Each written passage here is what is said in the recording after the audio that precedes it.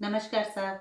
गीत कौशल में आपका स्वागत है। और आज मैं फिर आपके सामने लेके आई हूँ एक मोहजीत राजा की कहानी। तो एक नगर में एक ब्राह्मण होता है और वो धीरे धीरे करके बड़ा होता है और वो एक राजा की उपाधि पे चला जाता है। बड़ा होके जब वो राजा बनता है तो उसके राज दरबार में सारी प्रजा सुखी होती है और वो भी सुखी, प्रजा भी सुखी, साहूकार भी सुखी, प्रजा की प्रजा भी सुखी, सब सुखी होते हैं। तो एक दिन उनके राजकुमार को ये आया कि मैं जंगल में जाके शिकार करके लाऊं। तो राजकुमार जंगल में गए। वहाँ क्या देखते हैं कि एक कुटिया के बाहर साधु महात्मा जी बैठे हुए हैं और उन्होंने पास में जाके उनसे पूछा कि आप यहाँ क्या कर रहे हैं। तो साधु महात्मा जी ने कहा कि मैं तो यहाँ साधना कर रहा हूँ, ये मेरी कुटिया है। तो उन्होंने राजकुमार ने बोला कि अच्छा, आप यहाँ साधना कर रहे हैं, ये आपकी कुटिया है, ये कैसे पता आपको कि ये आपकी कुटिया है।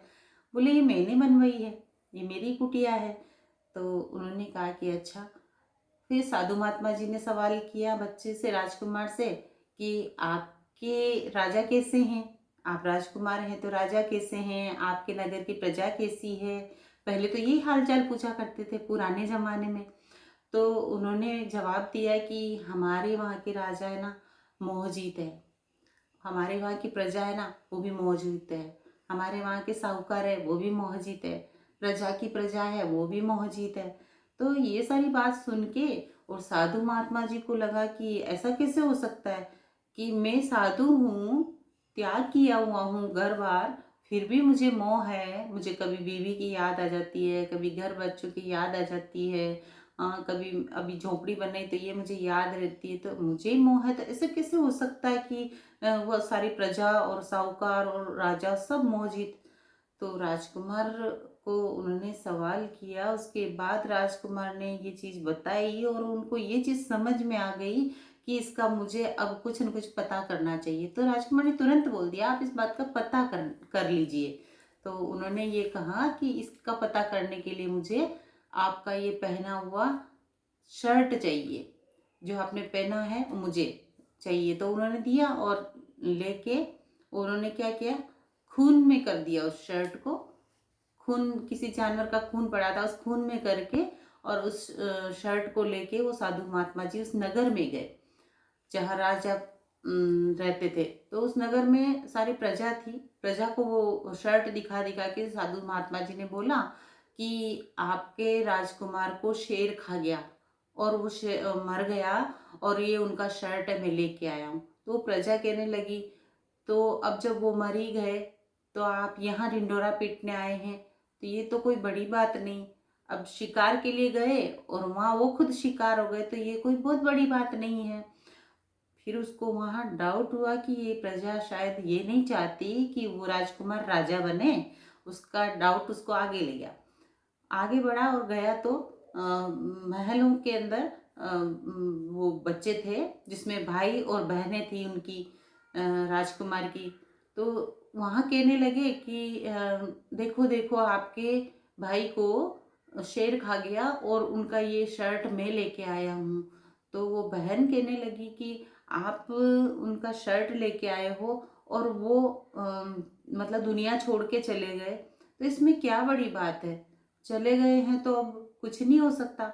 ऐसे ही उनका छोटा भाई था राजकुमार का, वो भी बोले कि हाँ दुनिया छोड़ के चले ही गए तो अब उनका हम क्या कर सकते हैं, कुछ हो नहीं सकता। वहाँ पर भी साधु महात्मा जी को डाउट्स हुआ और फिर वो बोलने लगे कि ये बहन शायद नहीं चाहती है कि वो उस भाई से ज़्यादा प्यार नहीं करती है, इस वजह से ऐसा बोल रही है। और ये भाई ऐसा नहीं चाहता है कि वो भाई को मेरा राजभार मिले, राजा बने, तो वो अगर चला गया तो राजा मैं बनूंगा।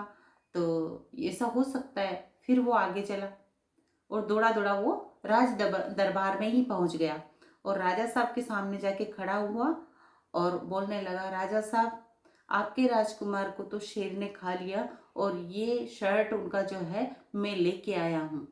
तो राजा साहब ने साधु महात्मा जी को देखा ऊपर से नीचे तक और उनको बोला कि भाई उनको शेर खा गया, तो आप उनका शर्ट यहाँ क्यों लेके आए और इतना ढिंढोरा पीटने की क्या बात है?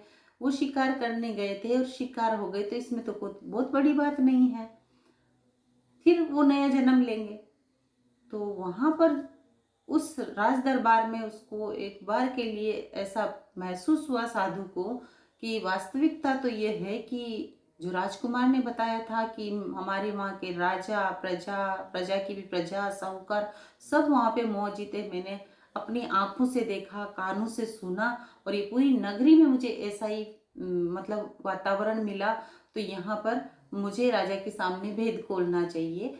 और उसने तुरंत राजा के सामने ये भेद खोला कि राजा सर, मैं भी बहुत बड़ा साधु अपने आप को समझता था, लेकिन अभी मैं इस दरबार में आके आपके सामने ही इस चीज़ को बताना चाहता हूँ कि मुझे भी अभी तक मोह है, चीज़ों से है, वस्तु से है, वैभव से है, सबसे है। लेकिन यहाँ की नगरी में मैंने देखा कि राजा, प्रजा, प्रजा की प्रजा, साहूकार, यहाँ तक कि जो राजकुमार वहाँ शिकार करने आए थे उनको भी मोह नहीं है। और ये शर्ट तो मैं केवल दिखावे के लिए लाया था। वो राजकुमार अभी भी मेरी कुटिया के बाहर बैठे हुए हैं, वो फिर से यहाँ नगरी में आएंगे, वो गए नहीं हैं।